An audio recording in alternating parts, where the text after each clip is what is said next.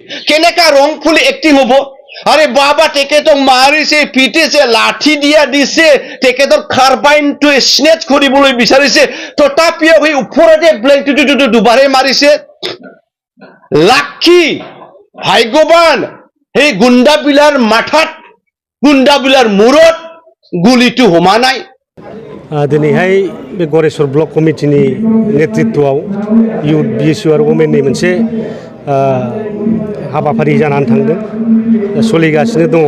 बेवहाय रोजा रोजा सुबुंफ्रा बाहागो लाफैदों आरो बेनिफ्राय जों बुजिनो हायो दिनैनि तारिखआव जोंनि बिपिएफ दोलोखौ जे मानसिफ्रा अनसायदों बिपिएफ दोलोखौनो देरहाहोनानै सरकार दाफिननो थाखाय रायजो राजाफ्रा साग्रिद जाबाय बेखौ बुंनो हायो मानो होनबा थांनाय बे 5 बोसोराव प्रमद बर'आ जेफोर बाथ्राफोरखौ बुंदोंमोन रायजो राजाफोरनिफ्राय भट लादोंमोन दिनै बिथां 1%बो साक्सेसफुल खालामना होनो हायाखै दिनै रायजो राजाफोरनि गांनाय उखैनायखौ दिनै सुफुंनायाव बिथाङा फेलें जाबाय दा ओंखायनो बे फेलें सरकार बेखौ दिनै रावबो अनसायला खालि इलेक्सनखौल' नेदों माब्ला जायो दा अलरेडि बुंबाय सेप्तेम्बराव जागोन तारिखनिल' बाखि दंसै दा बेवहाय जोङो दिनै बुंनो हायो बिपिएफआ हारसिङैनो सरकार दागोन जोङो एबसुलुट मेजरिटि मोनगोन दिनै इउपिपिएल सरकारजों खुनु मानसिया बिसास गैला बिभिन्न जाति जनगोष्ठीफोर दङ दिनैहाय बिथांमोननि रायजो राजाफ्राबो बिसास गैला दिनै थगायजोब्बाय गासिखौबो दिनै हा हु होगोन होनदों लेन्ड पाट्टा होगोन होनना बुंदोंमोन मेला बानायदोंमोन हानि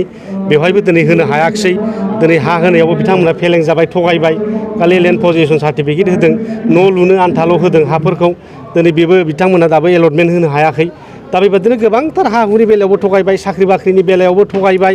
दिनै थिखा थुख्लिनि बेलायावबो थगायबाय बिटिआर सुक्ति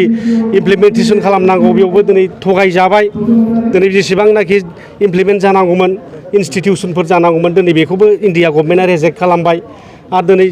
1,500 कोटि थाखा फैनांगौमोन बेखौबो दिनै थगायजानाय जाबाय दिनै बेखौथ' बिथांमोनहा गावसोरनो फोरमायनानै लाबाय दोरोनगोरा नार्जारि बिथाङा रायजो सभायाव जिथुनाखि कुइसन खालामदोंमोन आनस्टार्ट बेनि एन्सारावनो नुनो हायो बिटिआर गभर्नमेन्टनिफ्राय जेबो प्रप'जाल होनो हायाखै डिमान्ड होनो हायाखै ओंखायनो बे 1,500 कोटि थाखाखौ थाइसेबो रिलिज खालामनाय जायाखै होनना बुंदों होमब्ला बिथांमोना खामानि मावनो रोङाखै एडमिनिस्ट्रेसननि नलेज गैया बोरै डिपिआर बानायनांगौ अफिसारफ्रा मा खालामनांगौ इन्जिनियारफोरखौ मा थिननांगौ दा बेफोरनि टेकनिकेल नलेजफ्रा दिनै बिथांमोननाव गैया बेनिखायनो प्रमद बर'आ सासे फैलार नेता एडमिनिस्ट्रेटिभ साइडजों होन नोंनि एकाडेमिक साइडआवबो होन इडुकेसन इन्स्टिटिउटफोर प्रभिन्सियेलाइज खालामनायनि बाथ्रामोन दिनै गासिबो कलेज स्कुलफ्रा प्रभिन्सियेलाइज जानांगौनि बाथ्रामोन नाथाय दिनै जायाखिसै दिनै मास्टारफ्रा स्कुल कलेज बन्द खालामलायनानै आन्दलनसो खालामनो गोनां जाबाय फरायसाफ्रा आन्दलन खालामनोसो गोनां जाबाय होमबा बेराफारफ्रोमबो बिथिङाव दिनै प्रमद बर'आ फैमाल नेता फेलें नेता बेर्थ नेता बे जाबाय जिर' नेता दा बेनिखायनो रावबो बिसास खालामला फैबाय थानाय बिसायख'थियाव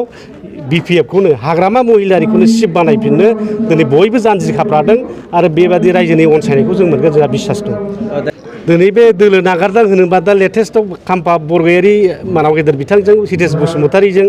दोलो नागारदों दस्रा रावबो लिडारफ्रा नागाराखै खाम्फा बरगयारिया खनले खनले इलेक्सन जेरैखाय बेहा माइना माबा जादों बेहा फ्रास्ट्रेसन जादों डिप्रेसनाव गोलैनानै दं बिथाङा मोनफ्रोमबो इलेक्सनाव जेनबाय थायो गाव इलेक्सन गेलेनायाव खेबसेल' देरहाफैदों 2010 सनावहाय 15आवथ' बयबो मिथिगौ बे 2 नाम्बार खालामनासो देरहादों होननानै काउन्टिं एसिस्टेन्ट काउन्टिं एजेन्टफ्रा मिथियो रिटार्निं अफिसारफ्रा मिथियो अफिसारफ्रा मिथिजोबो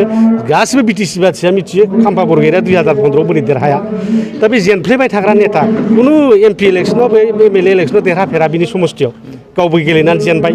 खेबथाम जेनबाय बेनाव दिनै बे गावबो जेनबाय एमएलए गेलेनायाव आरो गावनि समस्थिखौ जेनबावबाय दाख्लै बाय इलेक्सनाव गाव जेनबावबाय होमबा बबे इलेक्सनाव देरहाफेरखो बेलाय दा ओंखायनो फ्रास्ट्रेसन जादों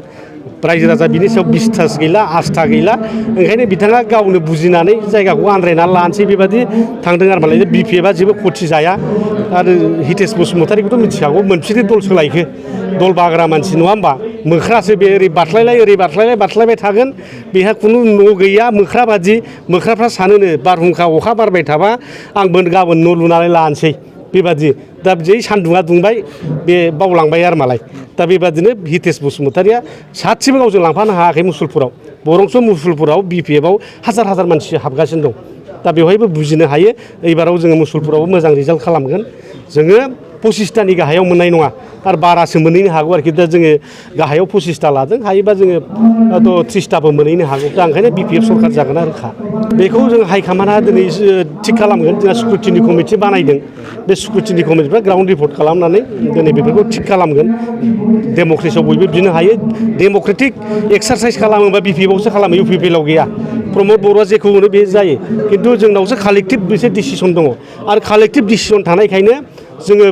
खेब्रै गोजोन बिटिसिआव इलेक्सन जाबाय खेब्रैयाव जों हंकिया गरिष्ठ मोननाय खारना बेनो कालेक्टिभ डिसिसननि थाखायसो इउपिपिएलआव कालेक्टिभ डिसिसन गैया प्रमद बर' जेखौ बुङो बेखौनो जागासिनो दं रावबो इएमफ्रा खामानि गैया गावनो हारसिं मावजोबो जेरावखि थाङा नोङो प्रमद बर'निल' फट' नुगोन नोङो बेबादि